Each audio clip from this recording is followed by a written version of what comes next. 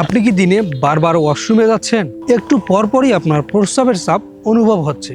অনেকেই মনে করেন বেশি প্রস্রাব হচ্ছে মানে শরীর পরিষ্কার হচ্ছে, কিন্তু সবসময় বিষয়টা এমন নয়। আজ আমরা জানবো ঘন ঘন প্রস্রাব হওয়ার 7টি সাধারণ কারণ। 1 নম্বরে হচ্ছে অতিরিক্ত চা বা কফি পান করা। চা ও কফিতে থাকা ক্যাফিন অনেকের ক্ষেত্রে প্রস্রাবের পরিমাণ ও চাপ বাড়াতে পারে। তাই দিনে বারবার চা ও কফি পান করলে এই সমস্যা দেখা দিতে পারে। 2 নম্বরে হচ্ছে পর্যাপ্ত পরিমাণে পানি না পান করা। শুনতে অবাক লাগলেও কম পানি পান করলে প্রস্রাব ঘন ঘন হয়। এতে মূত্রথলিতে অস্বস্তি সৃষ্টি হতে পারে। অনেকেই আবার বারবার প্রস্রাবের চাপ অনুভব করতে পারে। 3 নম্বরে হচ্ছে ইউরিনারি ইনফেকশন। যদি ঘন ঘন প্রস্রাবের সাথে দুর্গন্ধ, জ্বালা পোড়া বা ব্যথা, অস্বস্তি থাকে, তাহলে এটি মূত্রনালীর সংক্রমণের লক্ষণ হতে পারে। 4 নম্বরে হলো ডায়াবেটিক্স।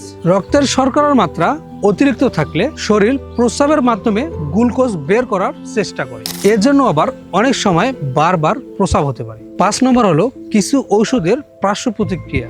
বিশেষ করে কিছু উচ্চ রক্তচাপের ওষুধ বা ডায়ুরেটিক ওষুধ প্রস্রাবের পরিমাণ বাড়াতে পারে। তাই চিকিৎসকের পরামর্শ ছাড়া কোনো ওষুধ বন্ধ করবেন না। 6 নম্বর হচ্ছে মূত্রথলির সমস্যা।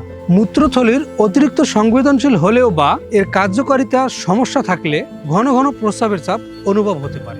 7 নম্বর, কখন আপনি চিকিৎসকের কাছে যাবেন? যদি কয়েকদিন ধরে বারবার প্রস্রাব হয়, কোমরে ব্যথা বা প্রস্রাব ধরে রাখতে সমস্যা হয়, তাহলে আর দেরি না করে অবশ্যই একজন নিবন্ধিত চিকিৎসকের পরামর্শ নিন। যদি আপনার প্রস্রাবের জ্বালা পোড়া, প্রস্রাবের অস্বস্তি বা ঘন ঘন প্রস্রাব হয়ে থাকে এবং প্রাকৃতিক ভেষজ সাপোর্ট সম্পর্কে জানতে চান, তাহলে অর্গানিক হ্যাবিটের সাথে এখনই যোগাযোগ করুন। যোগাযোগ করতে স্ক্রিনে দেখানো নাম্বারে কল করুন। কল করে আপনার সমস্যাটা বিস্তারিত খুলে বলুন অথবা ইনবক্সে মেসেজ করুন। সুস্থ থাকুন, সচেতন থাকুন।